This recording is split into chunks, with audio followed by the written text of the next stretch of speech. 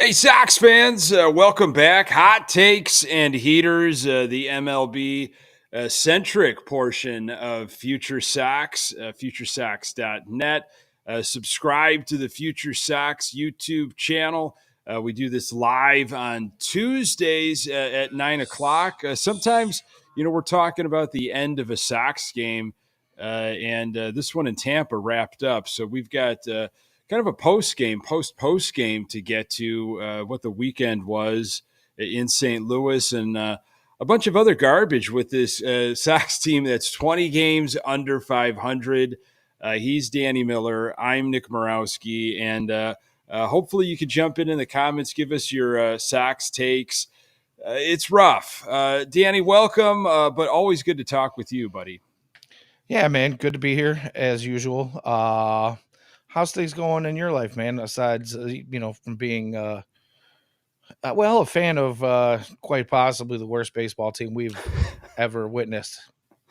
I'm doing pretty good. I'm getting the golf clubs ready, Danny. I've been out to the driving range, looking to get maybe on the course, maybe next weekend. The weather isn't doing us any favors, I trying to let the course dry out a little bit here because we've been getting Good hit, and luck. I think, yeah, I know this week is going to be more rain, but that's what I'm kind of starting to turn my attention to. I do a little running. That's kind of like my go-to, but golf, man, I've been playing golf for a long time. Yeah, right on. I'm also hoping that the rain clears up over the next few days. I personally will be in southwestern Michigan this Hello. coming All weekend. I'm right. going to be doing a little bit of racing out there with my race team, doing a little bit of endurance racing out at Gingerman Raceway as part of Mm. the 24 Hours of Lemons racing series. So we're going to get that 1996 Lincoln Mark 8 back out on the track, and it doesn't like wet conditions a whole lot, man. I'm going to tell you right now. 6 years ago, when I started doing this thing with this car, our very first race was at Autobahn Country Club right here in Joliet, Illinois. Beautiful Joliet, Illinois. And it rained the whole weekend, and that car did a lot of spinning. So, Yeah. yeah, we spun that thing out. I had a good one right through the infield on infield grass, right in front of the grandstands, and it was like everything went silent as soon as I hit the grass, and I had a rooster tail of water behind me. All I could hear in the stands was, "Oh!" And there I'm going, red cheeked and I uh embarrassed. So I went to yeah, college out in Joliet, Danny, and I did like I wouldn't even call it an internship. They were looking for help during one of the speedways events, and you got paid for the weekend to interview some drivers and bring back your notes. And that was a crazy tutorial, like the orientation of, you got to wear these special suits, and it is, I mean, I've never been like on the grass like that close to a track, and the angle of the track, it was like a 45-degree angle. I was blown away. I don't watch a lot of racing, but it was just, there in our backyard in Joliet, and the officials, the folks were giving us this tutorial and saying, you got to be really careful because of like these invisible fires, and someone could catch on fire and you'll see them, kind of like moving around and shaking. You won't see anything, and I that yeah, that that's was more one for the weekend. That was one alcohol weekend. cars, the Yeah, cars that run on yeah, alcohol fuel. You won't see any of that where what I'm doing. These are beaters that we are okay, basically racing for. On average, every weekend we do this is anywhere between 14 and 16 hours over the course of a weekend. So if you've ever seen anything about the 24-hour Le Mans, just to play on sure, that, yeah, Ford versus Ferrari, the new Gran Turismo movie, uh, very kind of similar aspect to what they do at Le Mans out there, where you're changing drivers. You're basically gas and go, maybe a quick check of the car and then back out on the track. So drivers are, we'll run out of tank of gas about every 3 hours or so, and then switching the driver out, and it just keeps going like that all weekend long. So we're beating the crap out of an old car, and hence the name Lemons. So good times, crazy themes, lots of really crazy stuff going on out there. Just a great family of racing people. It's a community. And, if anybody wants to come out to South Haven and check us out, we'll be at Gingerman Raceway all weekend long. Well, it's beautiful country. It's God's country out there, especially in the fall. If you're just jumping in here, we have decided to start talking racing, car Yes, racing. We're going to just forget kind the of White abandon Sox. the White Sox stuff. So No, I'm kidding. anything at all.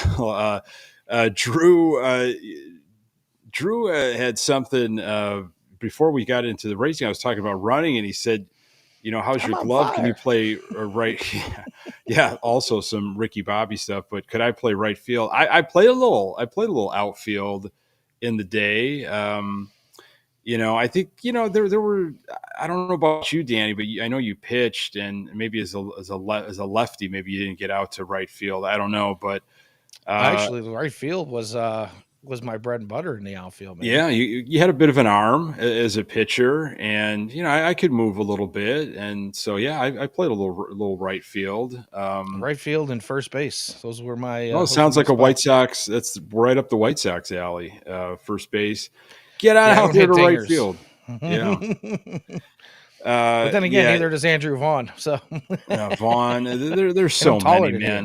is. So many. 8-28.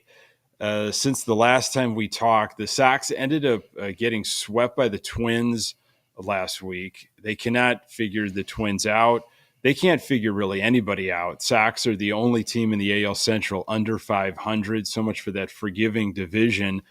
Sox did take a series in St. Louis. Bryan Ramos called up. I think we're going to talk a lot about him in this episode. At least I want to get your thoughts on that. And Chris Getz already starting to talk trade deadline. Bob Nightingale dropping some hints about what the White Sox can do. It was good to see the Sox win 2 out of 3 in St. Louis. Again, just want to see consistent playing time from Ramos, but the start of this Tampa series not good as the Sox have lost both of those. The return of Mike Clevenger, that was on Monday. That went horribly wrong. And Brad Keller saw some action. He still doesn't have whatever magic they thought he was going to bring to this anemic team. But the offense is bad. I mean, it's just a rough thing to talk about, Danny. I mean, I was going back to 2018. So that was 100-loss season, if I'm not mistaken. And here we go. Danny's firing one up. If you're listening to the audio already, we're 8 and change in, just about 9 minutes in, which is fine. It's about standard. So I went back to 2018, and that was a rough year, but we kind of expected that. So after 36 games in 2018, the Sox were 9 and 27. So around this in 2019, which was a 90-something loss season, the Sox were 16 and 20 after 36 games. Ricky's boys, man, they didn't quit. I hate to say it, but I'd go back to those days. I just feel like, despite what you might hear, there isn't a plan. I think the wrong person is in charge. The wrong people are in charge in the front office. I don't want to say it's Wait, all you don't doom and think Chris gloom. Getz can turn this thing No, around quicker not at than anybody all. else out there? Not at Is all. that what you're telling me? And it's not all doom and gloom, because what FutureSox is all about is what's heading in the pipeline, what's coming up. And Double A is very exciting right now. I mean, even from someone like a guy like Sergio Santos, Chuck Garfien had interviewed him. There's a lot of people hoping that Santos is thought of as maybe the next manager for the White Sox. And we are an MLB centric. We're talking about the White Sox, but it's really difficult when you have to look around and see, hey, it ain't here. Okay. It's not at the big league level. It's really, in my mind, this year is developmental. I don't care what Pedro says about, compromising wins and all that BS. Compromise wins. Go ahead, because I want to see guys develop who's going to be around next year. Yeah, well, and that's the thing. I've said it before. I'm going to continue to say it now because we're even seeing more of these guys start to do some things. But that 2022 draft class is looking absolutely outstanding. And like I said, we're starting to see even more of these guys that are part of that 2022 draft class really kind of take some steps forward. I think Mike Shirley has done a great job at recognizing talent, which maybe his predecessors had not been real good at. And there's always a lot of talk about the White Sox farm system and being able to develop players. And my biggest issue with people saying the White Sox have never been able to develop in their farm system is I don't really know if it's a matter of being able to develop or being able to recognize the talent to be developed. I think they have gotten some guys that were a little bit raw and never were going to perform higher than what they'd already performed at. And I think now we're getting some guys that are maybe a little bit more rounded baseball players. The IQ is a little bit better, and I know that's a big word around a lot this year with Pedro. But in the farm system, I do believe that these guys are just a better crop than we've seen in quite a long time. And I think that 2022 draft can be one of those ones that is the best in at least my lifetime for the White Sox. Wow. There were some good ones back, like early 2000, like 99, 2000 in that area where there were some guys that were really going to Late come up and do some '80s, things. Danny, where Yeah. we had guys like obviously Ventura and Thomas and uh, Alex Fernandez. I think he was a hometown Yeah. guy, and so yeah, that's big statement. That's a big statement coming from you. I definitely look to you and Ian and James during these trying times at the major league level. A guy that you've probably seen a lot of over the years. We discussed at the beginning of the season, Bryan Ramos, a guy that didn't even spend any time in AAA, and Danny Mendick having some back issues, and he gets the call up. Was a defensive replacement in his first game, then got the start, and has been playing. And I've been happy with what I've seen. He hit one on the screws today. I think he had a hit already in the game, and he hit one just on the screws. A really nice play was made up the middle. But um, thoughts on, you know, I guess thoughts on Ramos in general, Danny, on what does it mean to just skip over AAA? What kind of look do you want him to get? What should he get? And I guess just generally, like, how should we look maybe from somebody that's been seeing Ramos for a while? How should we gauge this guy if with his first kind of call up here in a really tough season for the Sox? Oh, it's honestly, it's a great question. And it's one of those questions that's going to kind of lead me down a couple of different paths here real quickly. And I'll try not to draw this out too much, but the thing with Bryan Ramos is, and you'll see a lot of it on the social medias, whatever is your brand of choice. But a lot of folks are saying, calling this guy up straight from Double A is a mistake. The White Sox have been known to call guys up too early and damage them by doing so. And the thing with Ramos is he was the last of the remaining infielders on the 40 man, right?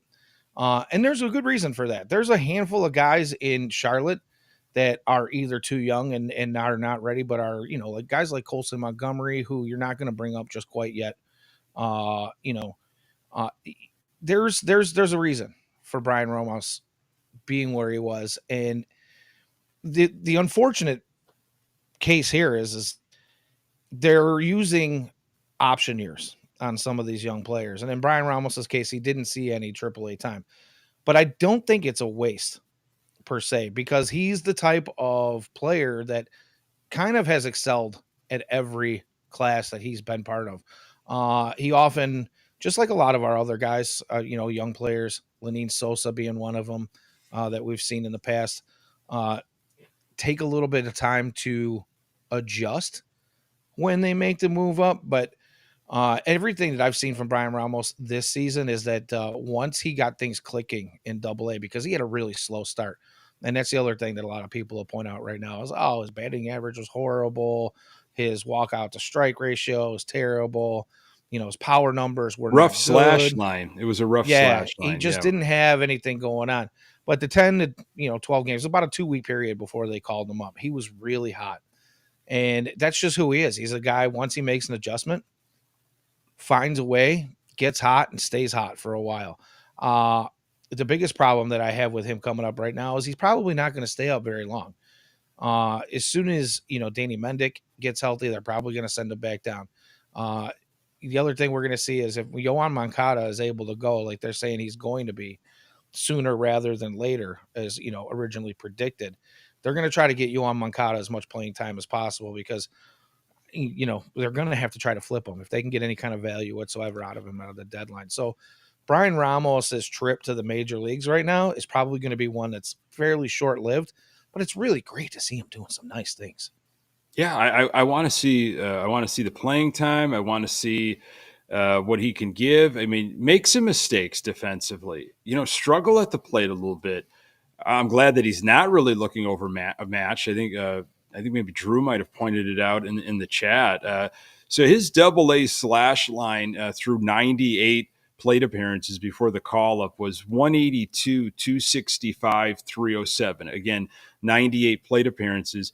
But in 2023, over 339 plate appearances in AA, his slash line 272, 369, 457. So I think to your point, he was just starting to kind of come around. He was starting to get hot a little bit there, and I've liked what I've seen, and I'm glad he's not getting like kind of the typical Pedro.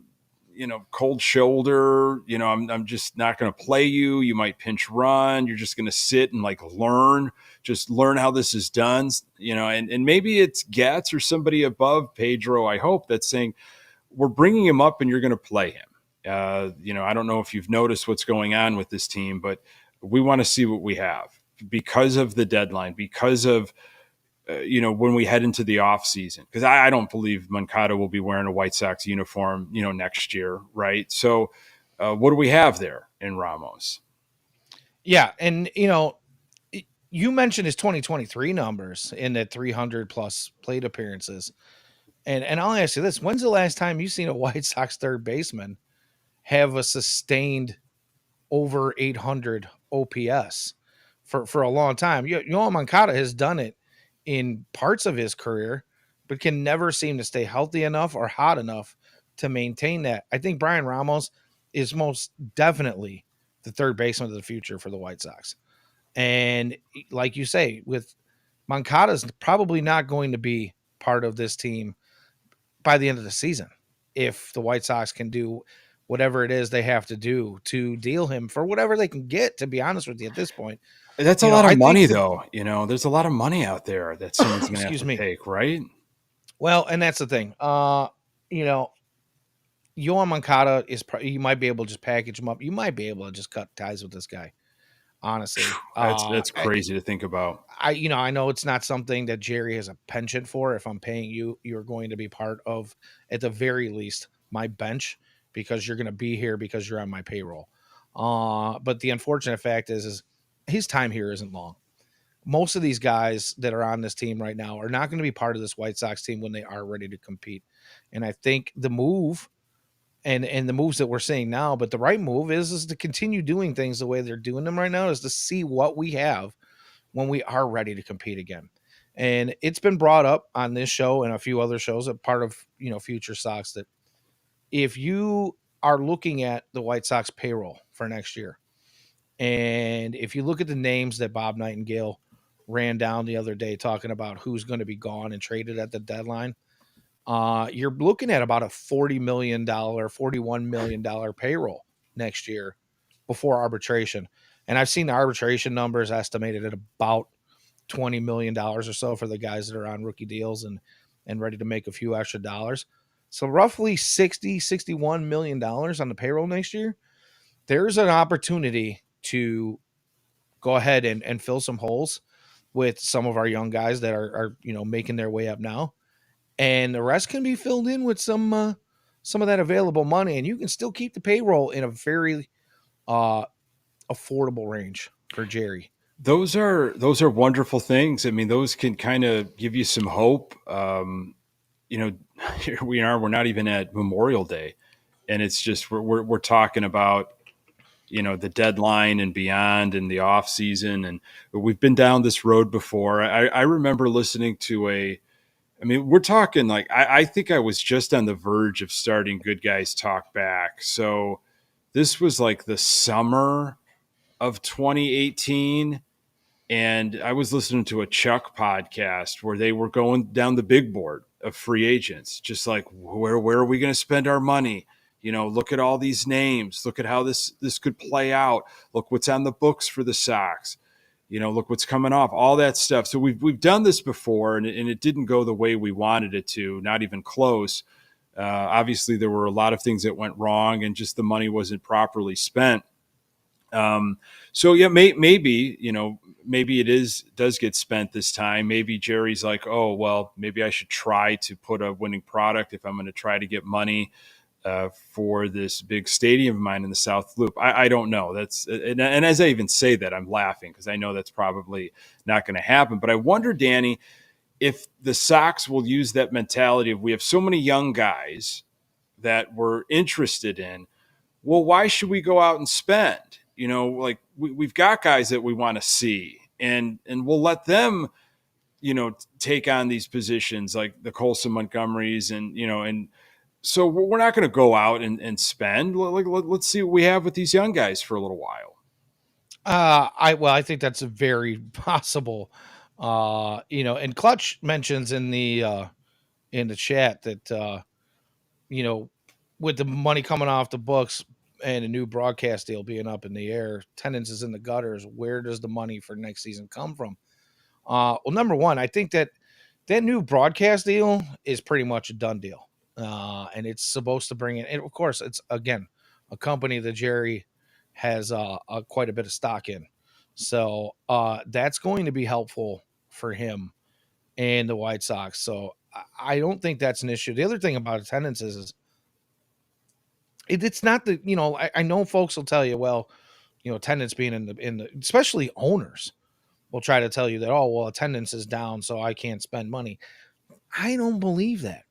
There's actually been some new developments about pushes to be made for MLB to open its books. There are some things going on within our government that might force baseball and all other major sports to open their books completely. And I can't wait for that day to happen, because it's my belief that the attendance numbers and the concession sales and all these things are not as big of a drop in the bucket as owners would have you believe. Mm-hmm. The tax breaks that they get off, which is exactly where this is coming from, by the way. If you guys don't know what I'm talking about, maybe I should elaborate a little bit.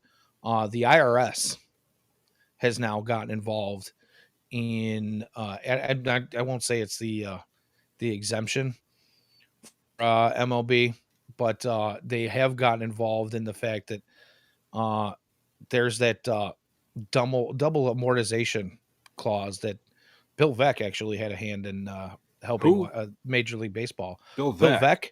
Bill Veeck, as what John would say. But yeah, Bill Veeck had a hand in kind of making this double amortization thing. And it's a lot of legal mumbo jumbo, but basically it keeps sports clubs from having to pay double taxes on depreciating assets. So stadiums and players included are considered to be depreciating assets. But now the IRS is questioning whether or not these things are true and whether or not they should be getting the brakes on them. And they are looking to make MLB teams, especially, I saw something their books about that. Yeah, and I think we're going to see some things here in the next few years that might open up some eyes. But anyways, I'm going down. Well, no, I've heard for a while, the understanding of the ticket sales. That's not, that's not where it's coming from. It's the TV deals, it's the advertising, it's concessions and tickets and all that, and that's important. Oh yeah, it's definitely not nothing. But it's not as big as we think it. When the old saying of like, hey, we pay your salary, because we're ticket holders or we're going to games. That's not accurate. Of course, there's bigger money made in other ways. And um, yeah, I Well, look, just I to put just some things in a perspective here, let's just look at it this way. You can go back and look at the one thing that is public information is revenue sharing and what each ball club gets yeah, from revenue sure, sharing every year. And I can tell you this right now, the White Sox have gotten more money in revenue sharing than their payroll has ever been. They get more money every year. It's always higher than what their payroll is. So revenue sharing alone pays for the team on the field. Now, if you want to talk about everything else that costs to run a stadium, you've got your operating costs, you've got your security, you've got, security. yeah, They haven't been using that allocated they money got has it. not been You used have to well. have security in the ballpark. The machines at the entrance are one thing, but you got to have guards in there to keep the guns out. Yeah, Okay, anyway, sorry. Yeah, no, I mean there's a ton of operating costs, but again, you know, all of these things you're talking about with a team that doesn't have to pay taxes unless they go over a certain amount of percentage or a certain percentage of a certain number of yeah. I mean, people in that's the attendance. joke. I mean, that's what was written Uh, into the new Comiskey deal with all the I'm saying is Illinois sports whatever. I can't be convinced that this team has ever operated in the negative. Ever. I can't convince that they've ever been just barely break even. Yeah. He's got way too many things working for him. Yeah. So talking about that new place to maybe watch the Sox, Standard Media Sorry. Group, in partnership with the Hawks, the Bulls, the Sox, will be the new TV broadcast home for all three teams in October. The Athletic was talking about it this past week. I think it was in the Sun Times as well. The media group is expected to make the network, which is unnamed, available across multiple platforms, including over the air and carriage agreements with cable and streaming providers. So, Cubs obviously went to Marquee a couple of years ago. The Sox are not new to this type of stuff, this pay to play or pay to watch. I mean, I talked about it on Good Guys Talk Back with Pat on Sunday night, and it really bears another comment. This book, Chili Dog MVP, that came out a few years ago.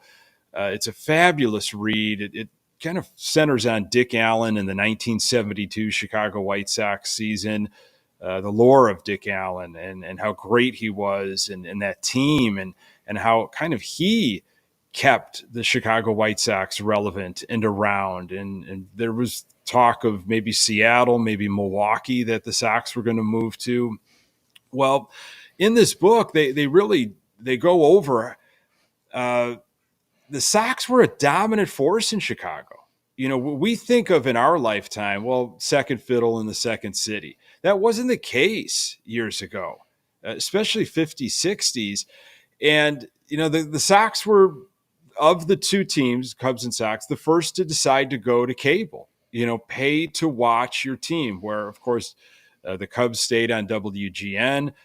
Harry Carey, broadcasting for the White Sox for many years before going to the North Side, he especially was not happy with that. He wanted to be on a station like WGN. He knew Yeah, what that was that? Sports something or other? What was it called? Sports Vision, Sport Yeah. Channel. I mean, so they lost a lot of fans. The Sox did by going to cable, by having this product. Now you have to pay for it, which cable was so new back then in that time area. So, I don't know. I don't know what it's going to cost. Like I've got YouTube TV. Are they going to automatically, is this going to be put into my, existing I hope package? so, because that's Is the this, same thing I use right now. is this something that they're going to say, well, for $15 more a month, or maybe because it's three teams, maybe it's more, maybe Yeah, it's, I really hope not. I really maybe it's 20 hope bucks not. a month and you get your Hawks, your Bulls, and the Sox. I mean, not a good time to start asking for money. Now, I know the Hawks, depending on who you ask, on the up and up, the Bulls seem to always will be staying the Bulls, and the Sox we have no idea. But it's just it's an interesting time to be doing this. Yeah, it certainly is. I mean, if you look at just everything that's going on in the background, you've got that TV deal. That's, maybe it's not 100% completely solidified, but it sounds like it's pretty much a done deal. Now we're looking at uh, stadium asks and all this money, all these things that are happening that seem to be taking more and more money out of fans' pockets. All the while, we are looking at the worst team, possibly by the end of the season, maybe the worst team ever to play baseball, not just here in Chicago, but ever. And you want to continually ask for, and it's not just Sox fans that are going to have to pay for this stadium if they get the tax money to be able to do so, even if it is just for infrastructure in the neighborhood to improve the area. I would say there's probably a lot of folks in Illinois that don't live in the Chicagoland area that are not happy about that. But the reality is we don't have a team to watch. Yeah, We're watching garbage. it is just anemic. It's directionless. I just have I don't have a good handle on where the plan is. It's been absolutely vague. Getz, again, just as a week and a half ago, finally started coming around and talking about how this was going to take some time. This wasn't going to be a quick fix. The complete opposite of what he started his tenure with back in August. He spoke to the Sun-Times, Chris Getz did, this past weekend, and this is kind of what his message is here.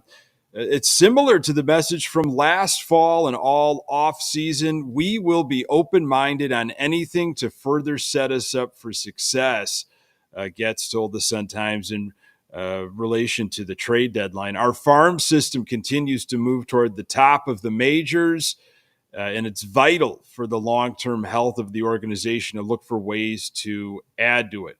I've definitely heard that before. That was more from Hahn. But where do circa 2017 ish? Yeah, I've seen the Sox farm system, ranked in all different kinds of places.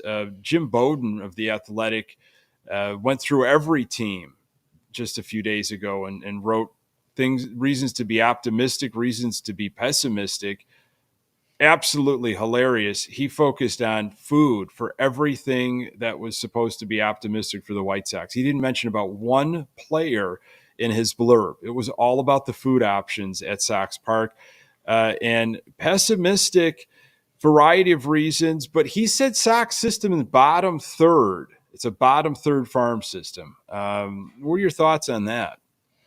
It sounds to me like he hasn't really been paying attention. That's really honestly all it is, because now I think what you have been seeing here with FutureSox and, obviously with White Sox Daily beforehand, Ian's just, he's the hardest working guy in White Sox He is Twitter. 100%. What he puts out there and what he's done over the last, 4 or 5 years here shows you that there is more than meets the eye with this farm system. There's more to be desired than a lot of outlets are willing to talk about and print. And we're learning now, and we're even seeing more of it in the broadcast. Like tonight, we saw Chuck Garfien is in Ozzy are doing more of these, on the farm breakdowns this year than you've ever seen before. Merkin's writing more articles on the farm They system. know, they get it. Yeah. They're quoting Future Sox's, video clips that Ian works so hard on every single day.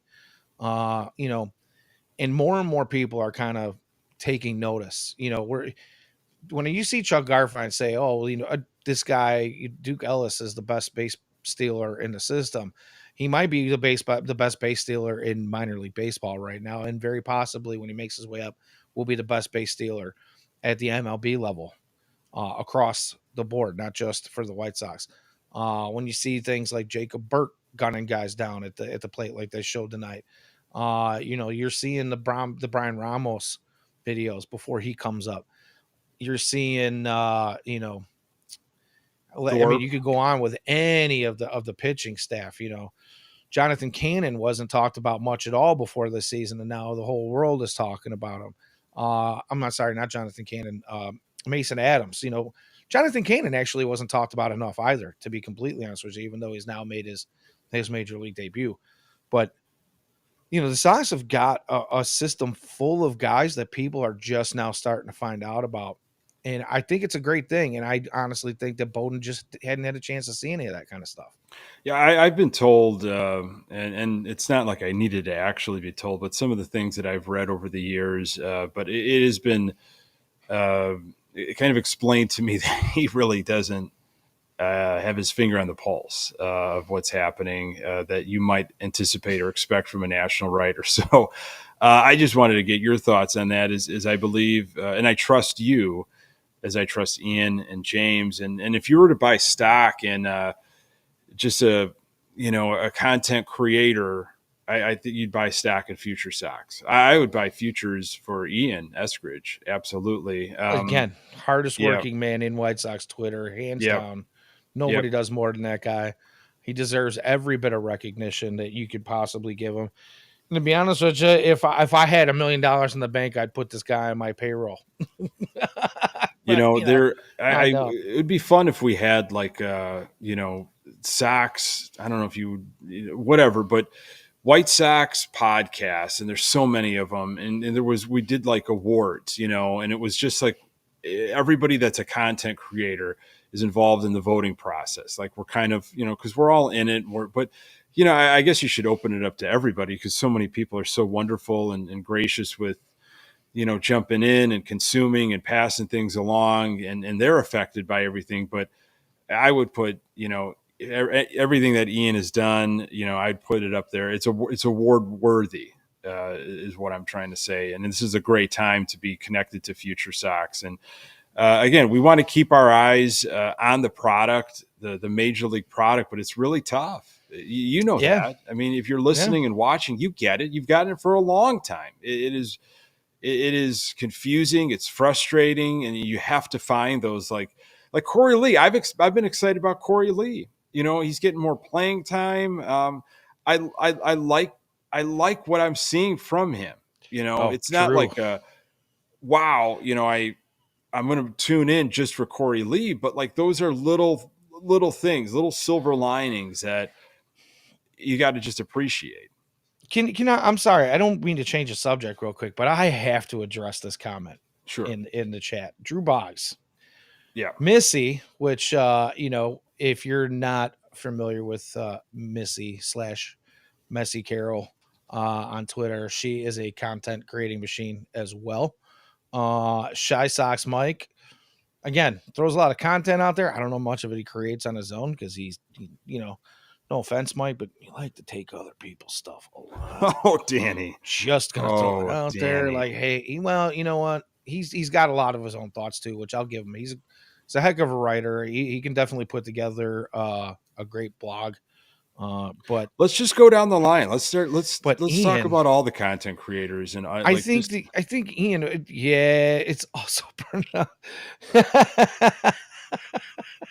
yeah, I gotcha, Drew. I'm sorry. I should have corrected you. I knew that. It's my fault. Drew. Oh, I'm sorry, Drew Bogues. My bad. So I didn't, and I apologize. I should have known that actually. Anywho, if you're gonna put the three of them up against each other, you're gonna end up with. I mean, Missy is knowledgeable, but she's looking to have more fun. Ian likes to have a little bit of fun, but he's really all just about digging into White Sox content. It's business. And Mike is going to put something out there that's going to get him the most likes and retweets. So it depends on what your strategy for picking a winner is.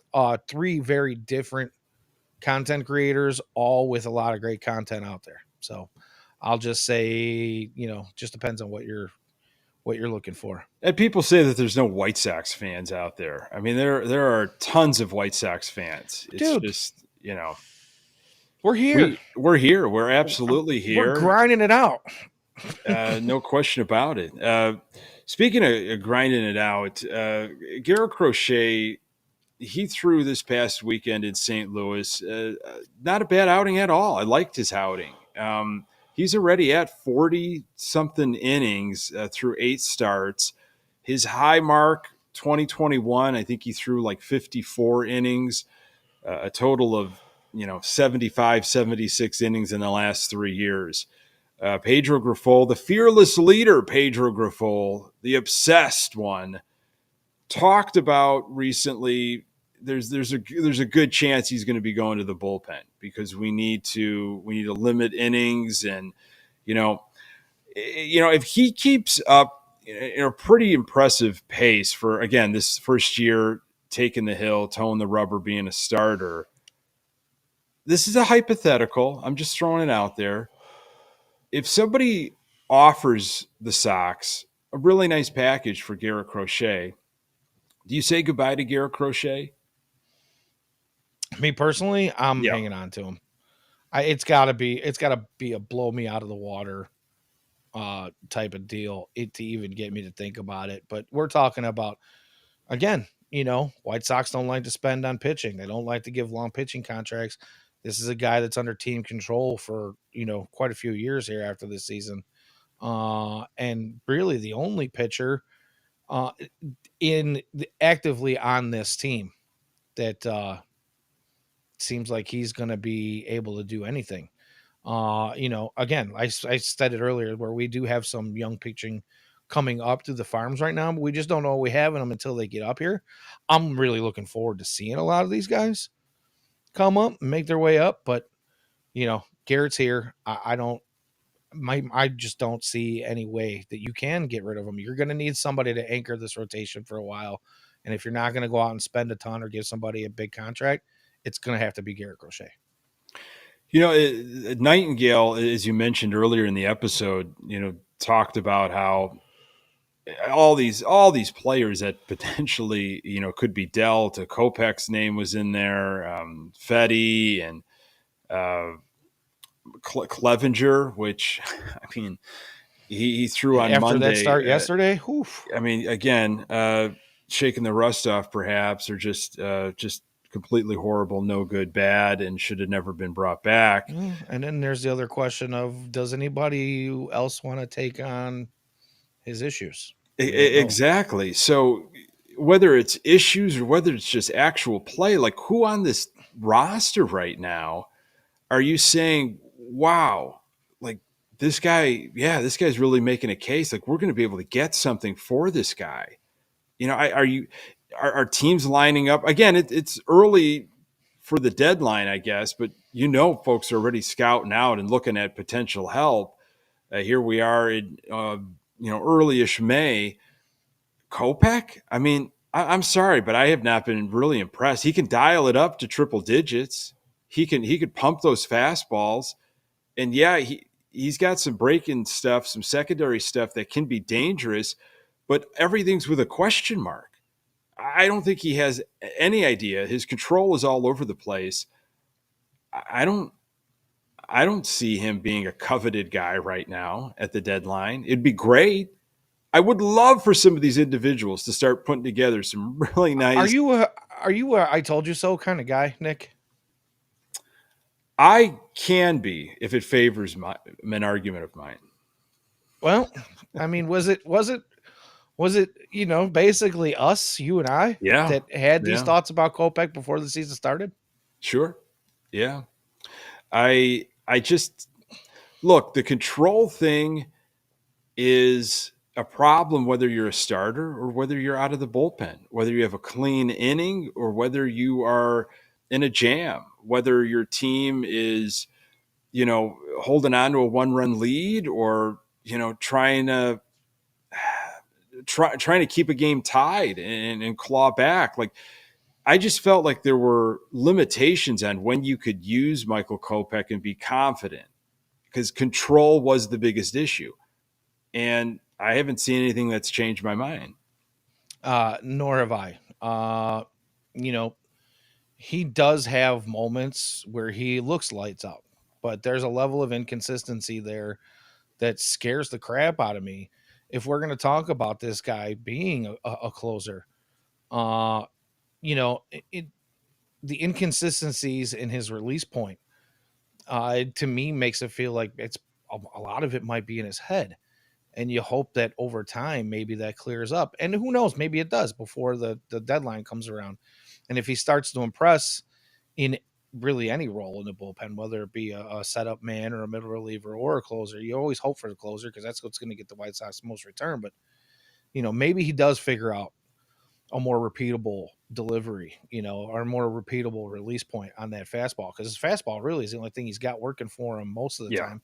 And even that, the control, the spotting the pitches aren't great.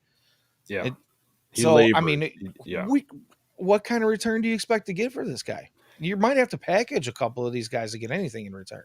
That's what I'm saying. It's like, yeah, this team could look very different come August 1st, August 2nd, whenever the dust settles. But because there are so many guys on 1-year deals and Sox are going nowhere, and there are teams that always need, extra pitching, your bullpen, another starter, a bat. But again, nobody is killing it right now. Where I'm saying like, oh well, enjoy him.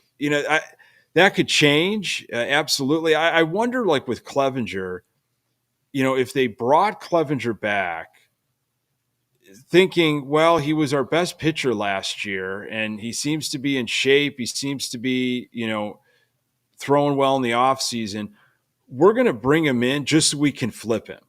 Like that was the plan. Like, we don't really expect this to be a long situation. We're just, going to try to make something out of this. Maybe that was the case for Brad Keller. I don't know.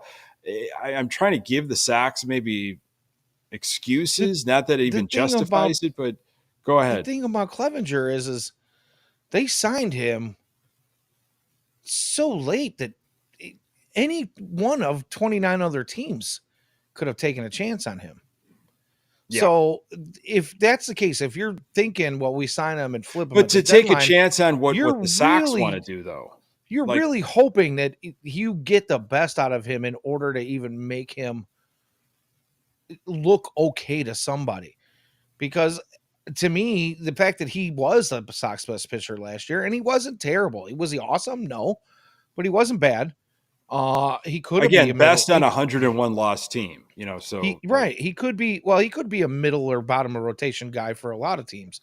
But the Sox bringing him back are hoping that they get just as much out of him last year as they did this year in order to get something for him at the deadline. Because with his issues, his off-field issues, you're never going to get full value in return. right. Because you've got to be able to sell him to another team. And now we're not even talking about 29 other teams at the deadline. We're talking about teams looking to push for contention at the end of the season. So now you can pretty much cut half the league out right off the bat. So now Yeah. you're trying to sell him to half the league and make people forget about his off-field issues. I think that's a difficult sell. Yeah, I'm trying to play devil's advocate, maybe trying to make some sort of argument that probably isn't even there. I don't get it. I didn't understand it.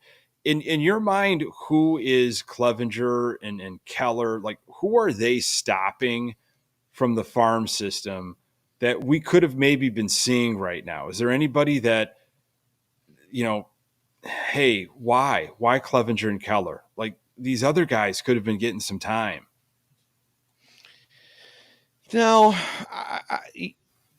in the system, well, I would rather see the young arms that we have in the system stay kind of where they are, get the Okay. innings, move. The only two guys in the system that I would even want to see at this point in the season are two that we already seen in Nick Nastrini and Jonathan Cannon. And I think we probably will see them sooner rather than later here coming up, because obviously the Brad Keller experiment is not working very well. Clevenger, unless he cleans it up, isn't going to be very long. And again, like you said, it could be the rust. It could be, he just didn't get a spring training. It's early, whatever, yada, yada, yada. Cannon and Nastrini will be back at some point. I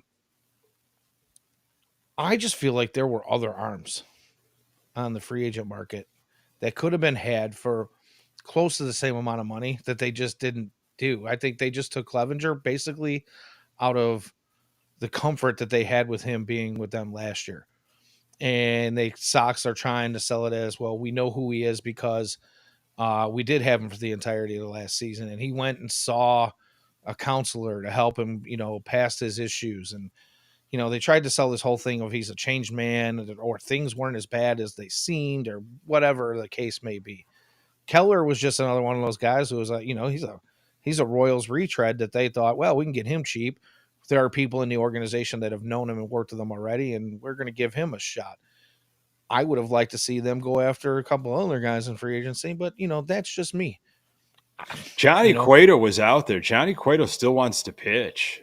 He was, I think, still working out. And I don't know what you were going to get from Johnny Cueto, but in a year like 2024 that we knew was going to be rough, I would have absolutely welcomed Johnny Cueto back. He was fun to watch. And if you're looking at somebody just eat innings, that's fine by me. His delivery is just it makes me giggle at times when he does the different, the quick pitch, the slide step. He does that full turnaround. If anything, he's entertaining. Whether or not, and we all know this White Sox team isn't going to win a whole lot of games this year. So why not at least bring us something that's entertaining? And you never know. If he pitches halfway decent, you might actually be able to get something for him at the deadline. He just people, teams, especially executives, they will look around and they will say, wow, we did not expect we were going to be in this race. Like there might be teams in our very own division in the AL Central that are saying, whoa, wow, we did not expect that we were going to be trying to win this division. And then once we get in, we get in. And you don't know. Teams get desperate. Teams get crazy, either trying to stop another team from getting somebody. There was a deal years ago, I think I've got this right, where some team gobbled up Jose Canseco at the deadline just basically to stop another team in their division. I don't know if it was the Yankees and Boston. It was those two teams I'm thinking of. But I don't think Canseco even played. Like once he was gobbled up at the deadline, it was just to prevent a rival team from getting that bat, and adding it to their lineup down the stretch. So teams get goofy. There's strange things that happen. I'm trying to think about it. Someone said in the chat, Tommy Pham. Right now, Tommy Pham is hitting the ball well. He's a guy that, if he keeps hitting, he'll be flipped. He'll be gone at the deadline. Yeah, agreed. I hope that Tommy Pham coming in here, I think there is some truth to the Tommy Pham effect that we've all been hearing about since he's been, brought into the organization. He is the type of guy that's going to hold guys accountable. He's going to be the good clubhouse presence in the fact that he might not be the nicest guy in there, but he's the guy that's going to get in your face if you're being a bum.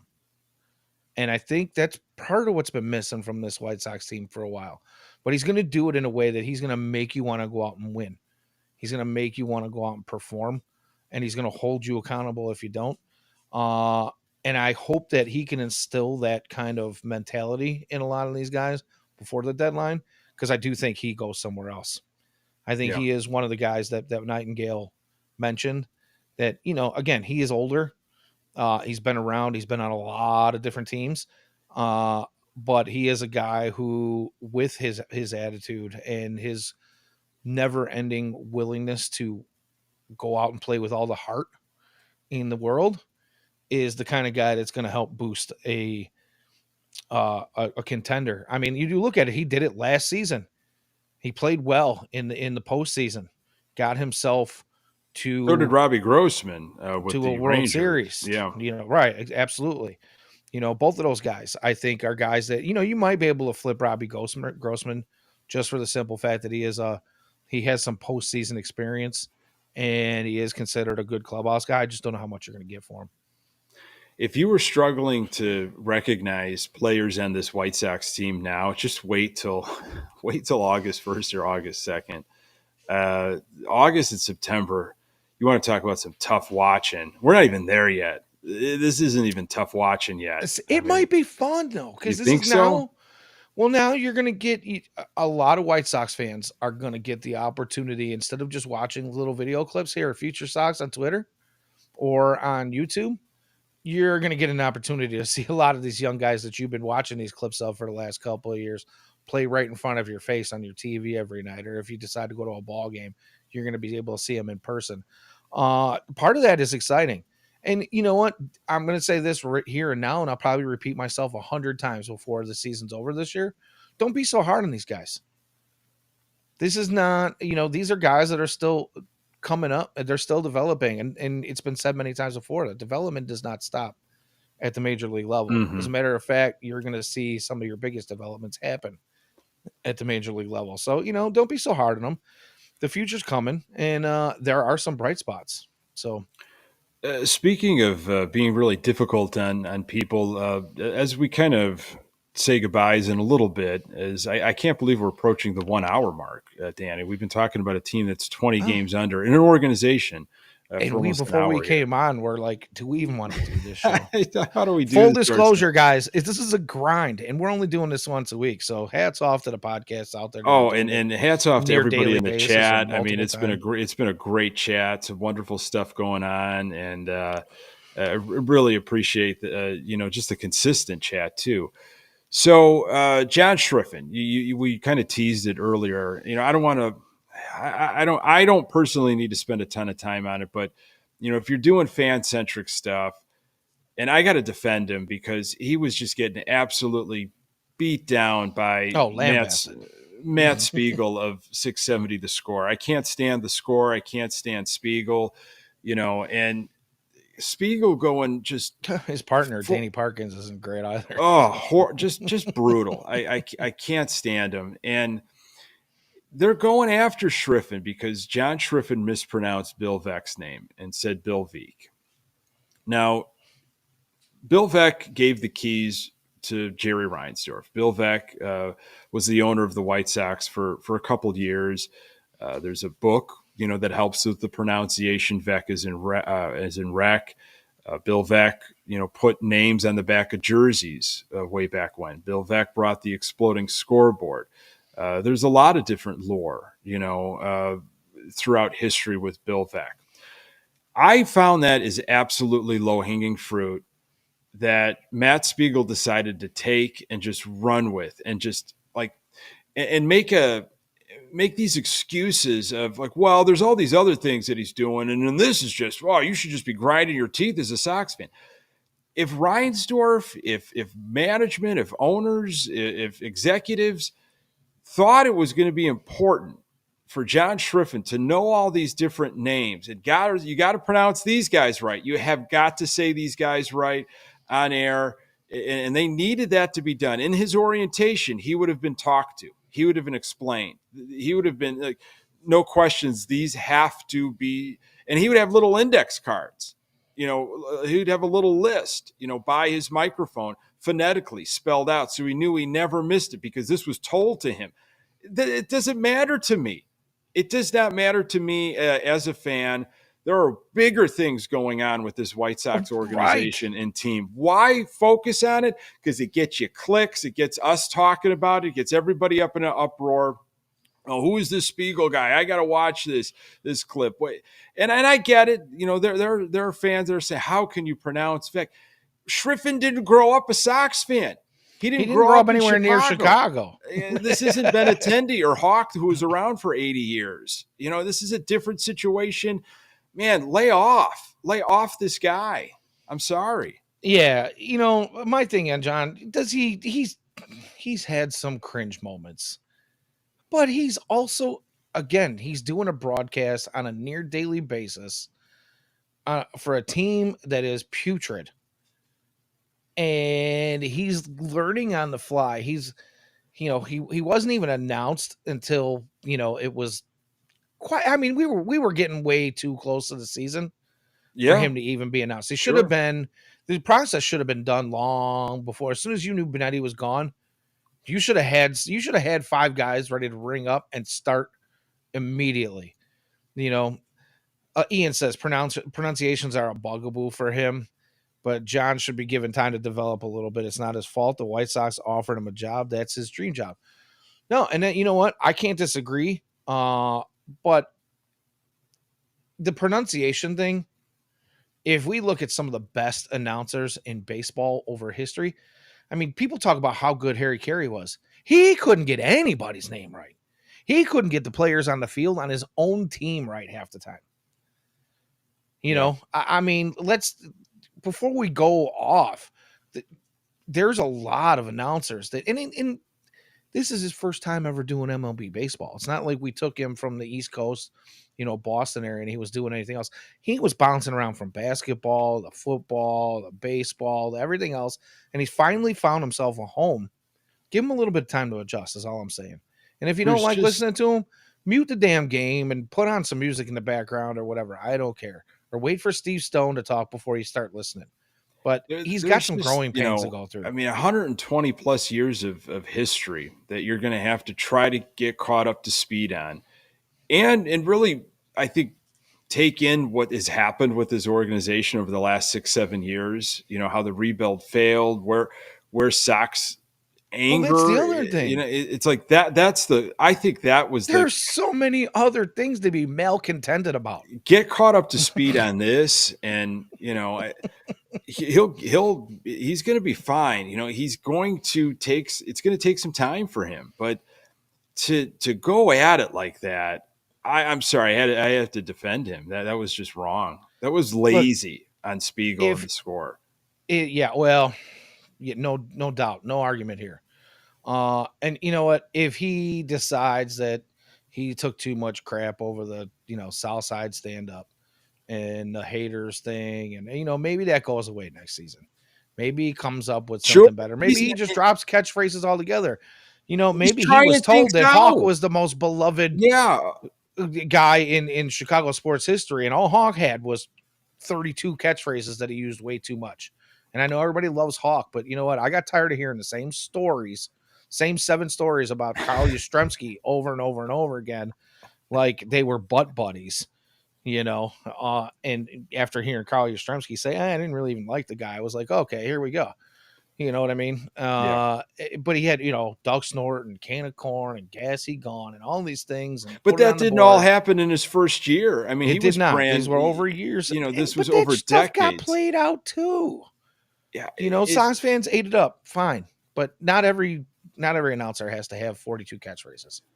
Yeah, it's look, he might change all of that South Side. Right. He's trying stuff out. I think he has his all the permission in the world to, evolve as a play-by-play guy. And if it didn't work and something else catches him, again, this team's not giving him much to go off of. And if he evaluates some things, as the season goes on into the offseason, we might get a different type of Schriffen, moving forward after the season. And that's okay. Yeah. I just, the main thing that I'll take away from the whole John Schriffen thing is when something good happens, he's full of energy and excitement, and he's really trying to sell this exciting moment, right? And a lot of people call that cringe.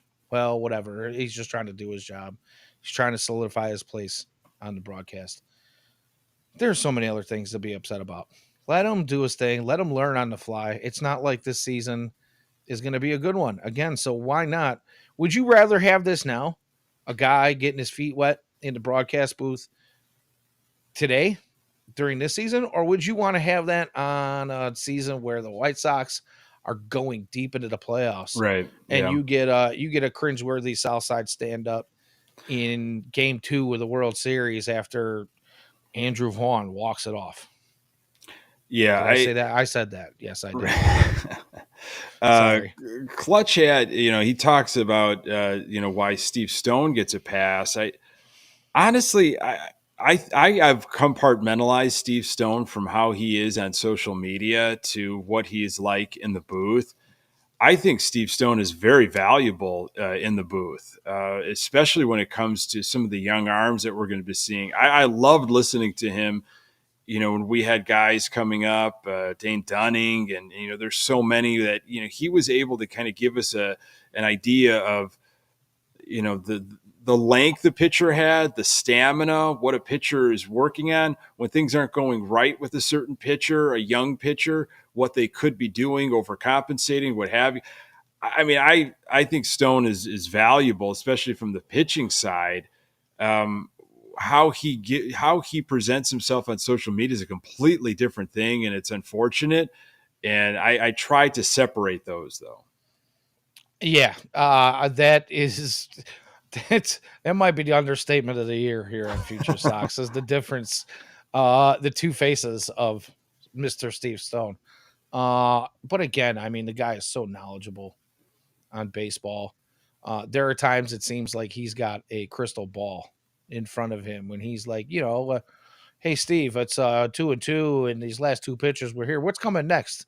And it's like, oh, I'll tell you this pitch, and then he's going to throw it here, probably going to foul it off, and then he's going to throw the next pitch here, and it's going to be a splitter, and it's almost like verbatim, like there's a script.